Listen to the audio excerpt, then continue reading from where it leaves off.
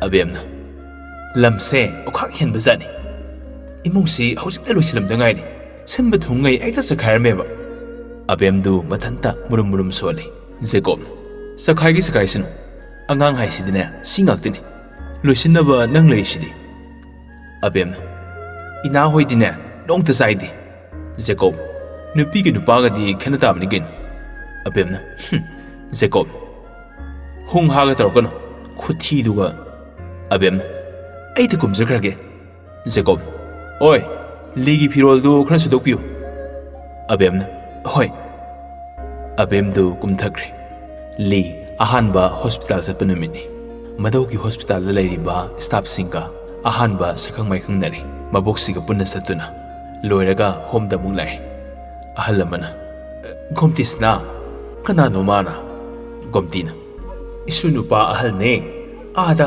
doctor tamnubane ahalduna haima nasu loinamak othokna phajakhre da ko isugi mingna kari kauba Lina bo aigi ming li kawi bo khoina kauba nuai tasu achobo hekta kaubiyo ahalduna hoi achobo ina kaurage gomtina sidaidi isuna na medicine gi doctor oirabanina toina laaga ise khoi gi phibam se exiladoini ahalamana nuai khreda isuna sangba kanda hekta laoko Lina bo toina laktuini anai kayawba yadri kuina punsinu sangni hingo ko ahalduna nuksi khreda ko sak phajabata nate wangang sangang na nuksiriba hengkhini isu singki damakta ahal singa wari ngak sanaba loiraga angang ngai homda mu laktuna sakhang mai khangnare gomtina thoinu thoibidi udena thoinuna imase thoibidi maga hana lurun tinarakpa embroidery tawminarakpa mamanabi amakinya haisingbo sakhi khara haibiyu kuira oina hairame ngahak sungairam ise oh nungai deda thengna hodabase paisa ka yawarang gadrane thoinun imase adubudi yawkhibani mawo tombida hairaga kari no hot case haibra adusu dairaga pukhibani gomtina fare adudi ekhoi mu salukhiye ko awara palairesu hekta hairo isu sisu adum laaga ne angang ngai gi haksanga yengadoini noi amata anai yawba yaroi ko thoinuna hoi masi gomtina adudi ekhoi mu salukhiye ko asoba selasi Lina hoi gabo masumaben mayum yore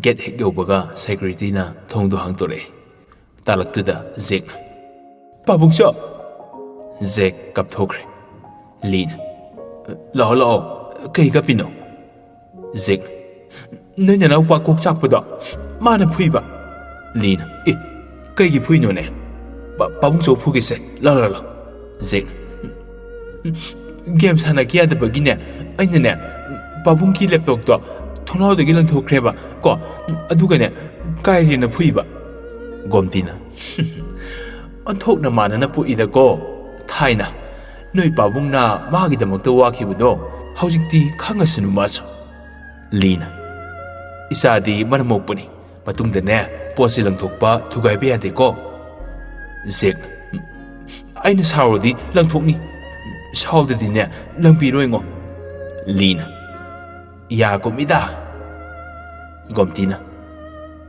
komni mana thokpa adum khomakani masi inadi pangtak tawi sidina pungpen hek penjare Zek iben bo nang khanare sesina phai haibagi thaba Lina pamidu pheding songe thadu haibago lesu thadoi masin ga tutun thoga amuk moirum da ka hatkre magi mata ubada li gomti no oga yeng hore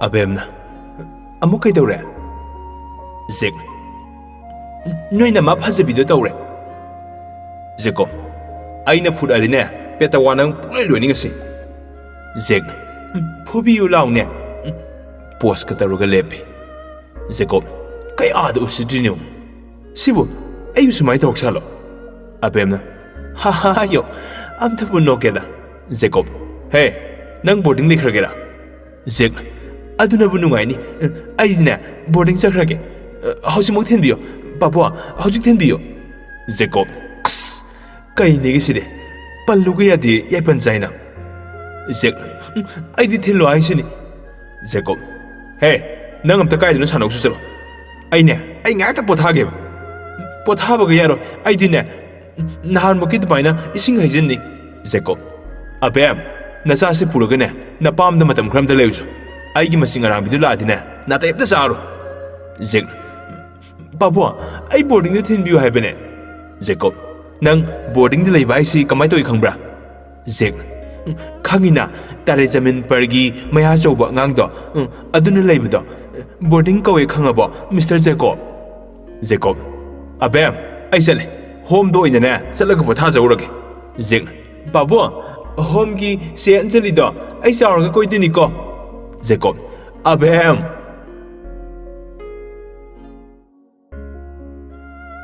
ꯍꯣꯝꯗꯅ ꯂꯤꯅ ꯉꯁꯥꯏ ꯅꯨꯄꯤꯗꯣ ꯆꯟꯕꯤ ꯅꯠꯇ꯭ꯔꯣ Jacob ꯁꯤꯗꯤ type ꯑꯃꯅꯤꯅ ꯑꯗꯨꯗꯤꯅꯦ ꯊꯣꯏꯕꯤꯅꯤ ꯑꯣ ꯂꯦ ꯑꯩ ꯒ꯭ꯌꯥꯟ ꯇꯥꯔꯦ ꯅꯪꯒꯤꯁꯦ ꯃꯃꯥꯡ ꯃꯄꯣꯛꯀꯤ ꯊꯧꯗꯣꯛ ꯑꯃ ꯍꯦꯛ ꯅꯤꯡꯁꯤꯡꯉꯛꯄ ꯌꯥꯎꯕꯅꯤ ꯃꯁꯦ ꯅꯪꯗ ꯅꯠꯇꯦ ꯑꯩꯉꯣꯟꯗꯁꯨ ꯊꯣꯛꯈ꯭ꯔꯦ ꯑꯗꯣ ꯈꯔ ꯊꯋꯥꯏ ꯆꯥꯛꯈꯤꯕ ꯃꯤꯅ ꯍꯦꯟꯕꯅꯤ ꯐꯔꯦ ꯐꯖꯅ ꯄꯣꯊꯥꯔꯣ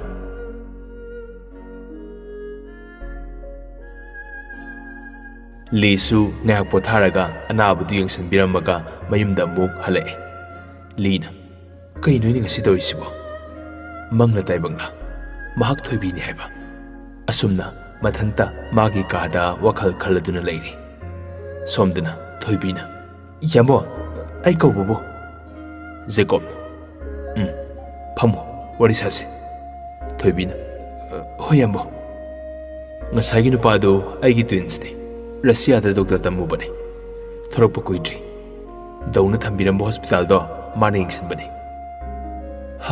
ꯋꯥꯔꯤꯁꯦ ꯁꯨꯃꯥꯏꯅ ꯇꯧꯕꯅꯤ ꯃꯃꯥꯡꯒꯤ ꯃꯄꯣꯛ ꯍꯥꯏꯕ ꯇꯥꯔꯦ ꯑꯗꯨꯗ ꯅꯪꯒ ꯊꯦꯡꯅꯈꯤꯕ ꯑꯣꯏꯔꯝꯕ ꯌꯥꯏ ꯑꯗꯨꯅꯅꯦ ꯃꯥꯅ ꯎꯈ꯭ꯔꯦ ꯆꯟꯕꯤ ꯍꯥꯏꯔꯤꯗꯣ ꯅꯪ ꯂꯥꯟ ꯂꯧꯒꯅꯨꯀꯣ ꯃꯁꯦ ꯀꯩꯒꯨꯝꯕ ꯃꯇꯝꯗ ꯑꯇꯣꯞꯄ ꯀꯟꯇ꯭ꯔꯤꯗ ꯂꯩꯕ ꯃꯤꯁꯤꯡꯗꯁꯨ ꯇꯣꯏꯅ ꯇꯣꯏꯅ ꯊꯣꯛꯄ ꯊꯧꯗꯣꯛꯅꯤ ꯃꯁꯤꯒꯤ ꯄꯥꯎ ꯍꯦꯛ ꯇꯥꯈ꯭ꯔꯦ ꯑꯗꯣ ꯑꯩꯈꯣꯏ ꯂꯤꯁꯦ ꯃꯔꯥꯏꯕꯛ ꯌꯥꯝ ꯊꯤꯔꯕꯅꯤ ꯃꯍꯥꯛ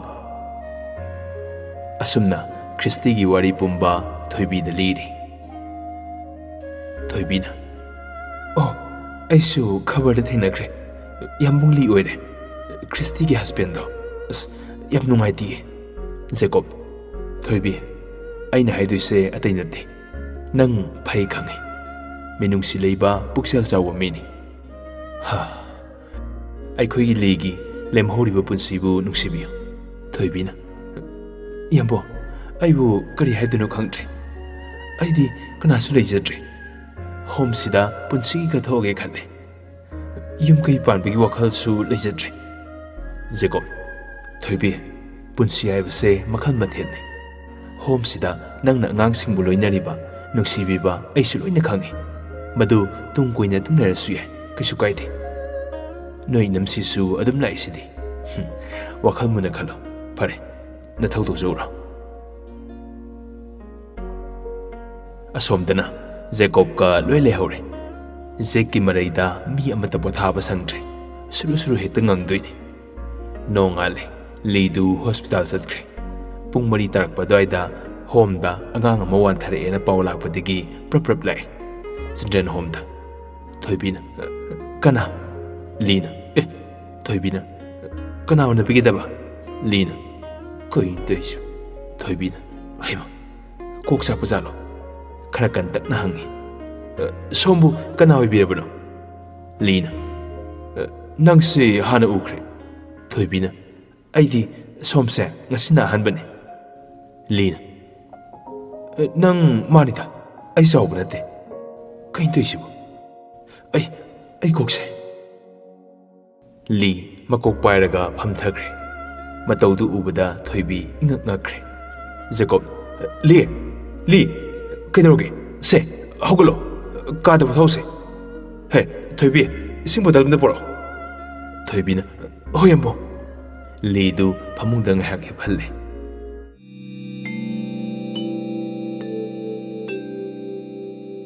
Saubana, ekhoi kari rallo. Ngasi noi tariba mongsa. Noi pap soidana pugani. Sanbi, handak mapugda thunrasu. Mathang mapugda nang bungaramge ko. Sanbina, dasoba, ai am ware. Adu hairaga phatrapasingduna Sanbibu nuksi haitana hatuoga wangkhrabasingdudagi thadakre. Lina Sanbi haina kanna laure.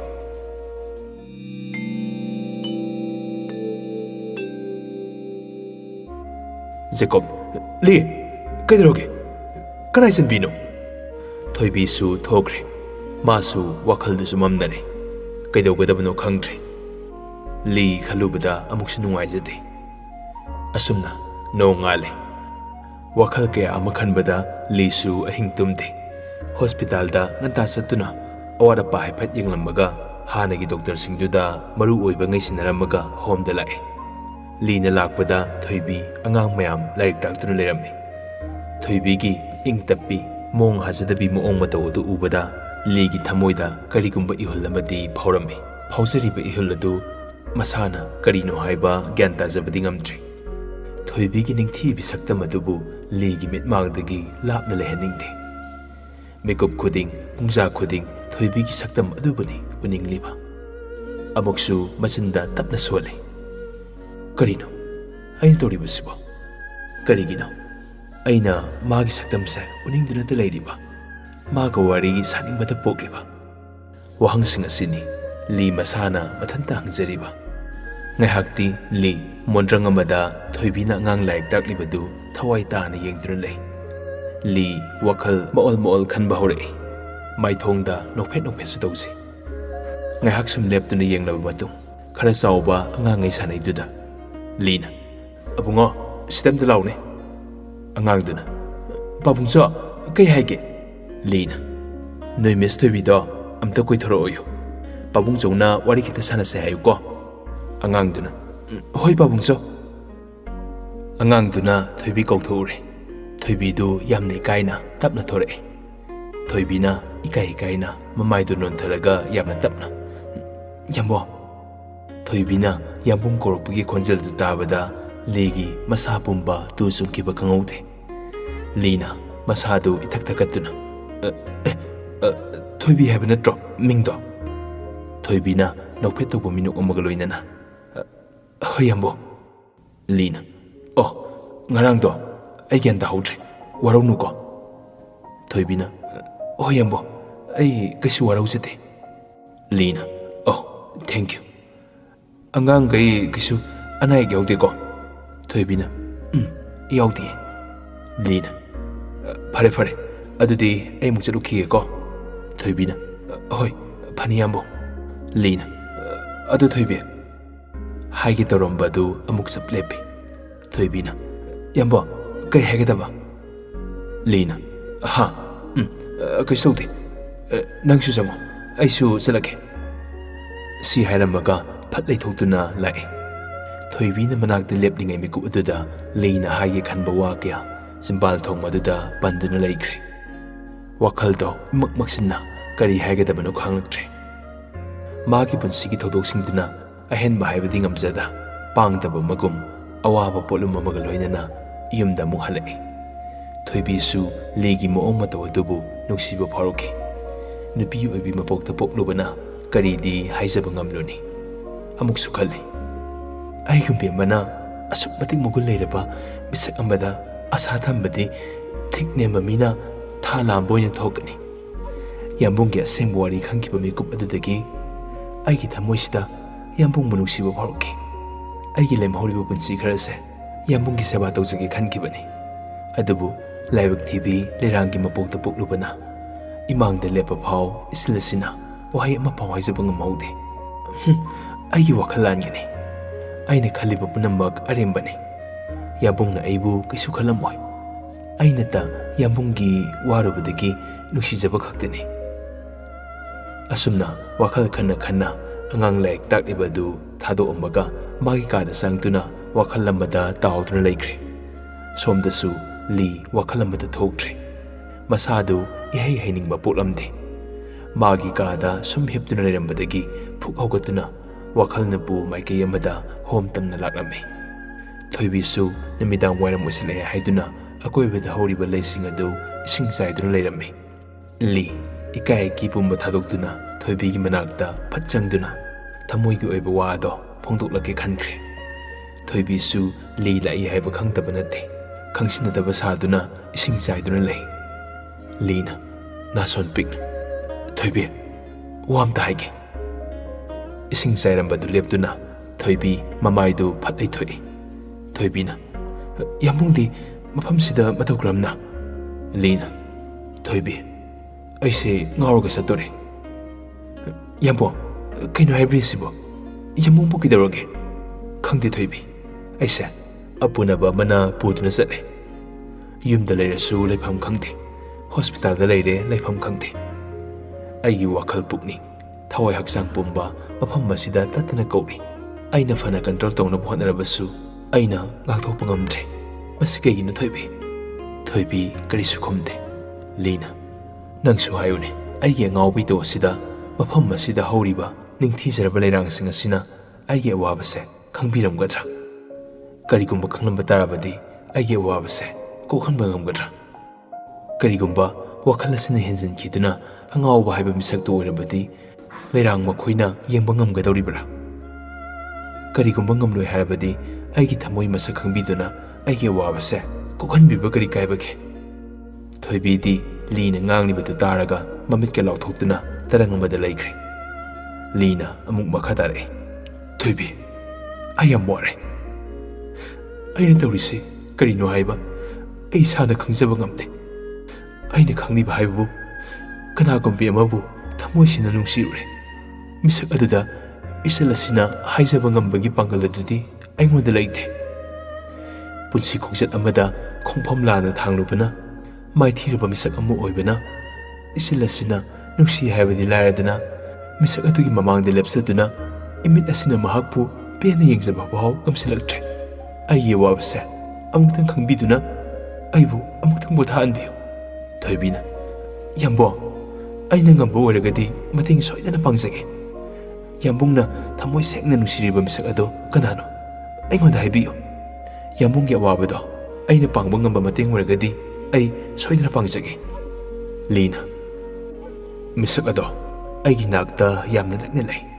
Zimbal thongda haidrabasu thamoi asina mahakpu ahanbu ubamaktada mahaki thamoida lona nungsi haikrabane.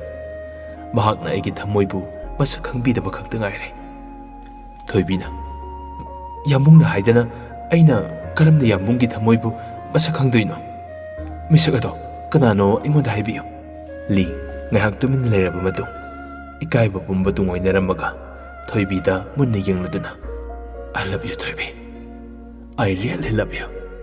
Ai ngasidi nangi nungsibada angawba haiba misaktu oire. Aigi angawba wakhalse nangna mukta phajanbiyo. Nangi nungsiba aduda mikup kharadang oirabasu pathahanbiyo. Maduna lamhenba thamoisigi awabase koksarage. Wahai adu taraga Thoibidi angakpa phawrami. Thoibina kaino yamungna haibirisibo.